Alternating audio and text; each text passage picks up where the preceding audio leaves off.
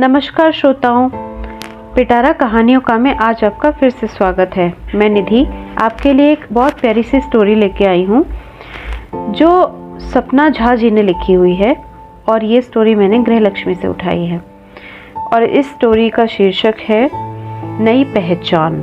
ऊपर वाले कमरे से जोर से आवाज़ आ रही थी। आज फिर से ओजस्वी ने अपने पापा को कहते सुना, एक मामूली हाउसवाइफ हो तुम्हें क्या पता कि कामकाजी इंसान की जिंदगी में कितनी व्यस्तता होती है। तुम्हें तो दिन भर खाकर घर में पड़े रहना होता है। तुम क्या जानो पैसे कमाने में कितनी मेहनत करनी होती है। माँ हमेशा की तरह चुप थी और ओजस्वी परेशान। आखिर माँ पापा की किसी भी बात का जवाब क्यों नहीं देती थी। वह सोचने लगी। लॉकडाउन की वजह से स्कूल के सारे क्लासेस ऑनलाइन ही चल रहे थे।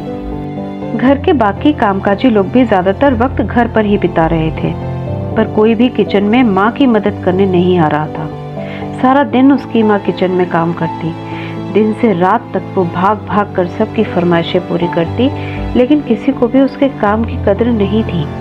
आज जब फिर से उसके पापा माँ पर गुस्सा कर रहे थे तो ओजस्वी का मन खिन्न हो उठा। वह सोचने लगी, ऐसा क्या करूं कि सबके दिल में माँ के काम के प्रति इज्जत का भाव आए। वह सोच में पड़ गई। तभी उसे एक आइडिया आया। वह लपक कर अपने कमरे में गई और अलमारी से अपना कैमरा निकाल के लेके आई। उस दिन वह सारा दिन YouTube पर कुछ सर्च कर रही थी। शाम तक सारा काम निपटाने के बाद रात में वह जल्दी सो गई। कल से उसे अपने काम पर जो लगना था। अगली सुबह वह माँ के जागने के साथ ही जग गई थी। किचन में माँ जो भी पका रही थी उसने कैमरे में उसकी सारी रिकॉर्डिंग करनी शुरू कर दी। माँ ने पूछा तो उसने जवाब दिया, स्कूल के कुकरी कंपटीशन के लिए रिकॉर्ड कर रही हूँ माँ, ताकि उस वक्त मेरी और मेरी सहेलियों को इससे मदद मिल पाए। आप बस सारी सामग्री अच्छे तरीके से मुझे बताते जाओ। माँ ने ऐसा करना शुरू कर दिया। अब ये रोज का काम होने लगा। वह किचन में माँ के साथ रहती, सारे डिशेस रिकॉर्ड करती और बाद में अपनी पढ़ाई पूरी करने के बाद फोन में कुछ न कुछ करती रहती। इस तरह दिन बीतने लगे। ओजस्वी के साथ समय बिताने से माँ अब थोड़ी खुश सी रहने लगी थी। एक महीना बीतने को था। आज मदर्स डे था। ओजस्वी ने कुछ खास करने को सोचा। अपने आसपास रहने वाले दोस्तों की मदद से उसने पूरे हॉल को अच्छे से सजाया।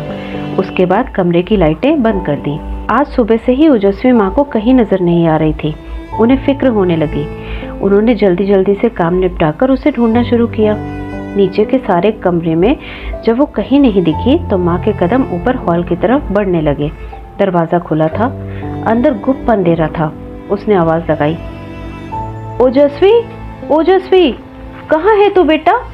तभी कमरे की लाइट जल पड़ी। ओजस्वी की आवाज आई, हैप्पी मदर्स डे माँ, love you so much. Hall में तालियों की गूंज सुनकर उन्होंने नजरें दौड़ाई तो सामने घर के इतने सारे लोग और कुछ पड़ोसी भी मौजूद थे। उसने एक गिफ्ट अपनी माँ की ओर बढ़ाया। इसे खोल के देखो। माँ आश्चर्य में पड़ गई। बाद में देखती हूँ ना बेटा। नहीं नहीं, अभी खोलो। ओजस्वी ने जिद किया। ठीक है। जैसे ही उन्होंने गिफ्ट का रैपर हटाया, उपहार को देखकर उसके रगों में खुशी की लहर दौड़ गई। अंदर YouTube से आया एक सिल्वर बटन था जो उसके सब्सक्राइबर पूरा होने पे उसे मिला था। साथ में ढेर सारी चिट्ठी और ईमेल के प्रिंट आउट थे जिसमें उसकी कुकिंग स्किल की सराहना की गई थी। उन्होंने चैनल का नाम पढ़ा, कुक विद नीलम। उन सभी की आंखों में आश्चर्य मिश्रित भाव थे। उन लोगों को यकीन नहीं हो रहा था कि उनकी छोटी सी बिटिया रानी ने कैसे ये सब कर दिया। तभी ओजस्वी ने अनाउंस किया, ladies and gentleman, here I am presenting Mrs. Neelam Gupta, the host of Cook with Neelam show। सबने जोरदार तालियों से उनका स्वागत किया। वो भाव विहल होकर ओजस्वी के गले लग गई। भगवान तुझ जैसी बेटी सबको दे। पहली बार घर वालों की नजरों में उसके लिए प्रशंसा का भाव था। ओजस्वी ने अपनी समझदारी से वह कर दिखाया था जो आज तक घर के बड़ों ने कभी करने की नहीं सोची थी। ओजस्वी का हाथ थामे माँ का चेहरा गर्व से दमक रहा था। आखिर आज उसकी बेटी ने उसे एक नई पहचान जो दी थी। यही खत्म हो जाती है मेरी स्टोरी। आपको कैसी लगी प्लीज़ मुझे कमेंट बॉक्स में ज़रूर बताइएगा। मेरे चैनल को सब्सक्राइब कीजिए, लाइक कीजिए और शेयर कीजिए और अपना ढेर सारा ध्यान रखिए। तब तक के लिए धन्यवाद।